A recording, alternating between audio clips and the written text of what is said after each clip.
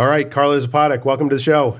Thank you for having me. So can you tell us a little bit about the work that you do and what you're doing here at Middle Bucks today? Yes, absolutely. I run the Home Builders Association for Bucks and Montgomery counties.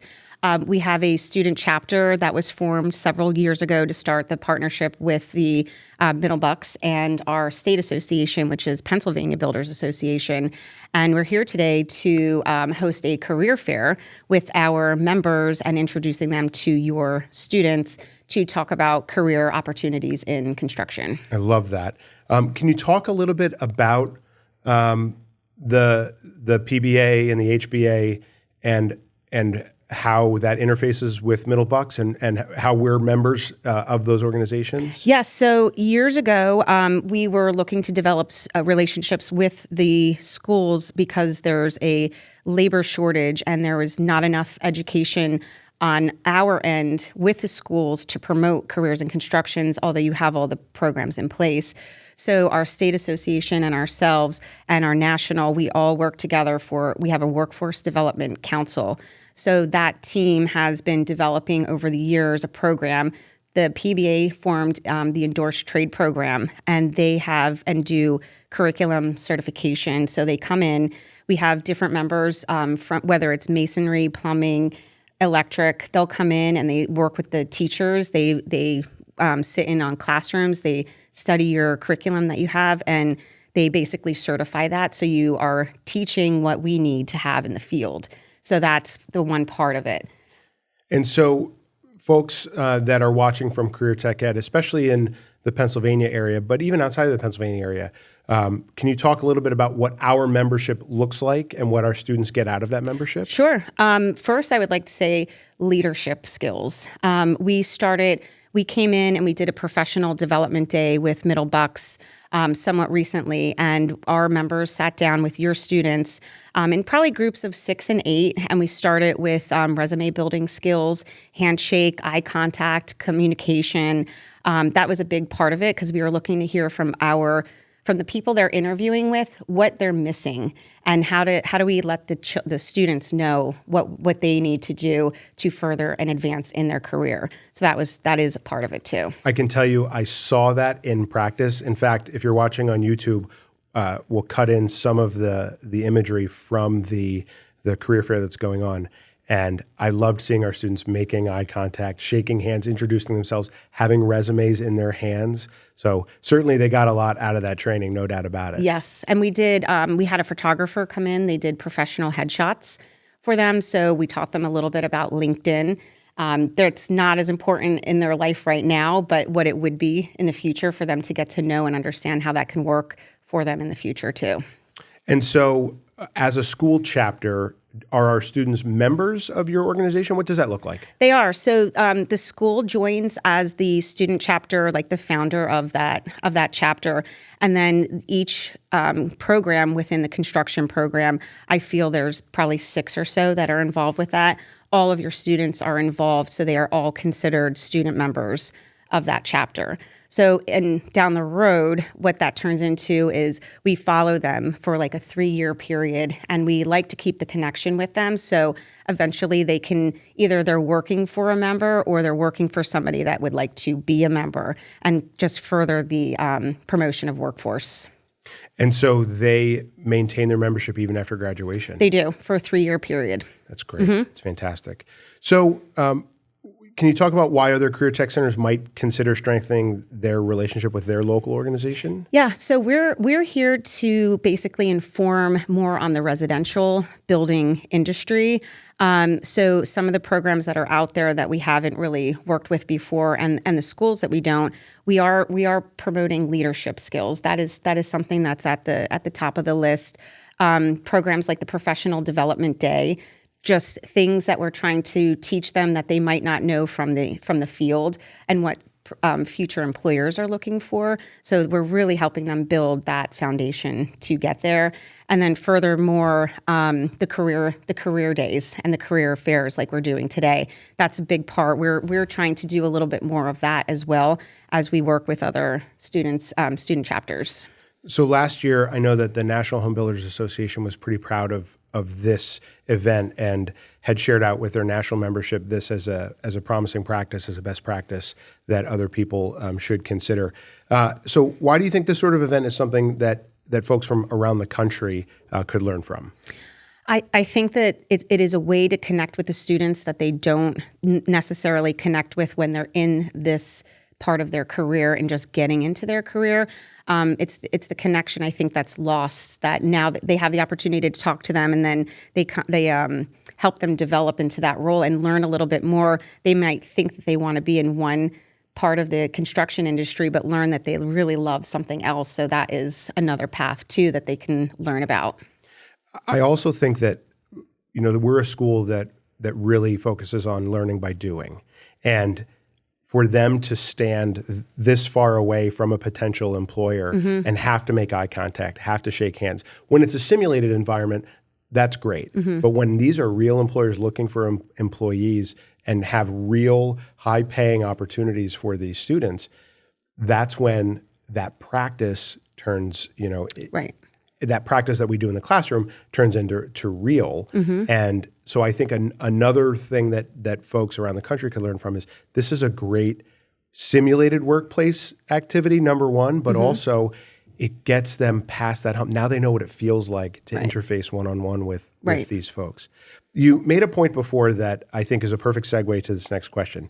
I often talk about our 21 programs here, not leading to 21 jobs, but more like leading to the potential for 21,000 jobs. There's so many opportunities that a student with career technical training and career technical skills could do that are not necessarily specific to the exact trade that they're studying. And so I guess perhaps could you talk about the various industries that are represented here that represent the various pathways that students from a carpentry or construction background might have as an option for them? Yeah, and I'll start with two facts right now. There are over 400,000 jobs available in the construction industry right now. And dealing with that shortage of being able to fill those positions, we've been trying to connect with students on a much younger level to introduce them to this path because we think that is a viable career opportunity for the future. And another fact is only 10.8% of the construction trades is represented by women. So we also have our Professional Women in Building Council, and they're here to, they're taking part in this today too, to have like a mentorship towards the women in the trades and their interest in that path as well. So, can you repeat that one more time? I got stuck on my fact, and then I lost the other portion of it. I just want to point out, though, that you're here during Women in Construction Week. Correct. And so we've been celebrating our females in our construction trades this week, and all of our folks today are wearing purple for National Women's Day. And so I agree with you that that's certainly an untapped area that we are trying to put a lot of effort, time, and energy into recruiting females for these open positions. And while we're talking facts and figures, I mean, these are not low-paying jobs of the past. These oftentimes folks see these as blue-collar jobs. I view them as new-collar jobs. Construction now is modern. It's cutting edge. It's technologically based. Can you talk about the wage? I will come back to the question, but can you talk about the wage earning capabilities that students, I like to say that students with career technical backgrounds have a pathway to six figures faster than their academic counterparts. Right. And so maybe you could talk a little bit about the wage earning absolutely. And even through our national association, which is NAHB, so National Association of Home Builders, on their website, there is a link that I would be more than happy to share that's out there. And they do different videos for segments, whether it is an HVAC, and we can stay with HVAC for now. So if the HVAC program, it discusses how they're right out of school, if they're going right into the workforce, where their starting wage would be.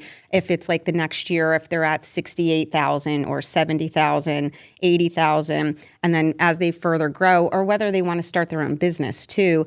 We're trying to get more programs out there on the entrepreneurship side, so they learn how to run a business. A lot of times that's what's lacking in, they're great at the trade, not so much about how to run that business. And so we're trying to also find different opportunities to mesh the two and educate a little bit more on that. So it's definitely a viable career opportunity for income.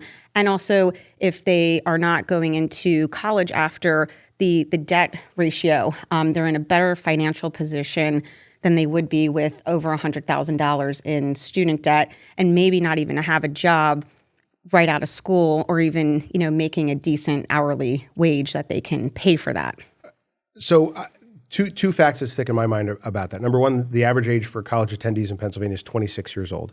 And I say that because it flies a little bit in the face of you have to go to college immediately after high school. And I like that statistic because it proves that college will always be there. And something else that I'm passionate about is saying that this type of learning, that is career and technical learning, is an and option, not an or option. There are plenty of folks that are in this job fair right now that are college educated, and college is an absolute option for these students. In fact, our students have high-level math skills that they're applying on a daily basis and have more connection to than perhaps a student who's just learning the theoretical side of it. So I think it's an interesting proposition. And then the other statistic is that only 44% of folks in the counties that you represent, right, Bucks and Montgomery County, the average is about 44% of the folks that live there, according to workforce investment data, have a college degree.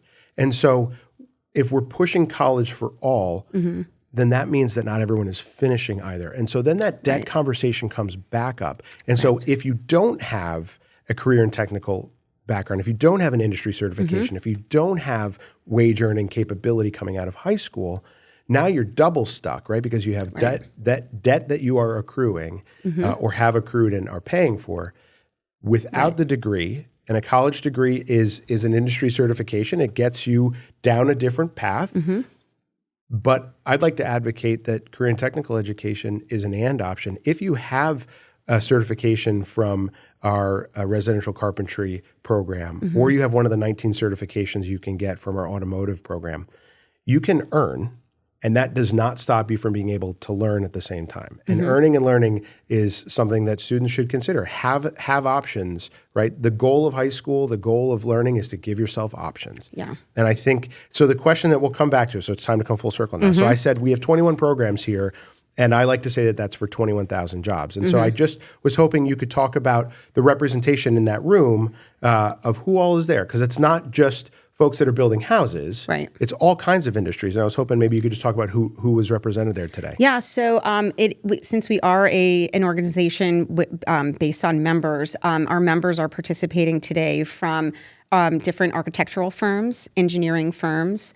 We have home builders. We have home builders and their landscape design team, appliances, and anything that they do with that. HVAC companies, plumbing, electric. We're represented here with our HBA and the Professional Women in Building Council, just to teach students a little bit more about what we do for them also, and advocacy. The students don't know what advocacy actually means. So I had to, it was interesting to be able to explain how and what we do on that level, so they understand how we are speaking for them, so they can get a career in construction and grow further.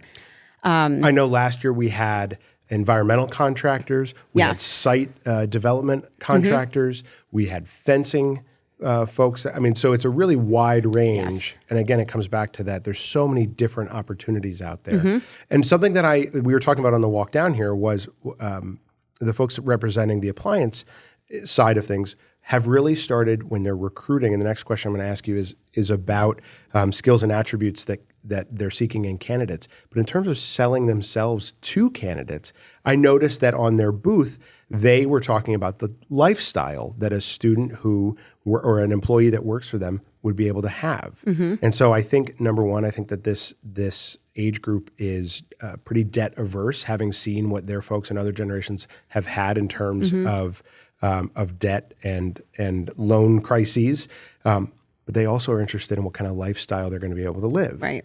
And I thought it was really interesting that now on the television screen in front of this employer was, this is what your lifestyle could look like if you worked for this company. I definitely connected with that when you said it, because at first I didn't think twice about it, but it makes total sense. And I think we might be missing the opportunity to be able to promote it a little bit more to that respect, because that's what they're interested in. So that's what we need to do. And so it's 2024. The hiring market is always changing. So can you talk about, from your perspective, what skills and attributes business and industry professionals are looking for in candidates in 2024?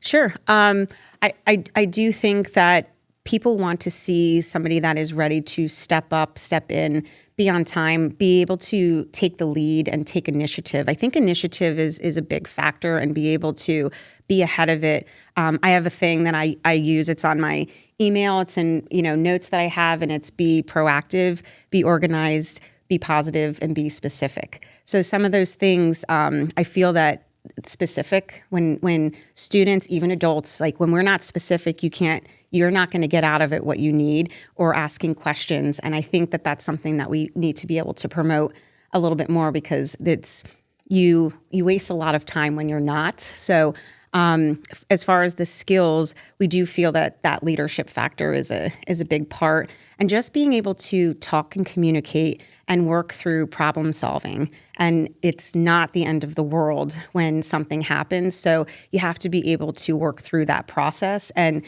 be able to think a little bit about it and see how you work as a team. And team factor is a huge portion of it too. Resiliency is something that they learn here, because not all of our students on day one are great welders, or not all of our students are great framers on day one. And so they learn how to fail in a positive way. They learn how to fail forward here and make mistakes under the supervision of their highly skilled teachers and mentors.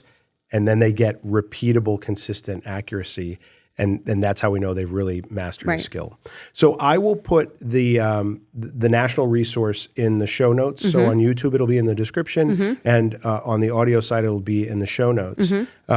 Where can people learn more about the work that you're doing and the broader work of this field? So you can always visit our website, which is very easy. It's hbahomes.com. We are linked to the National Association of Home Builders, and that's nahb.org. And then we have the Pennsylvania Builders Association, which is PennsylvaniaBuildersAssociation.com. All could be found on our website. But social media, LinkedIn, we are continuously promoting, we're continuously sharing the information that we're getting from our members. And if you're sharing something that we do, we're going to share something that you do. So I think that that's a great place to start, because that's where everything is. There's going to be a lot of content that comes out from this event, and I look forward to it. I value your partnership and your leadership so very much, and we're thrilled to have you here, and thank you so much for your time. Thank you. Thank you for having me. Ambitious is a student-produced project of Middle Bucks Institute of Technology. To find out more about MBIT, visit us at www.mbit.org.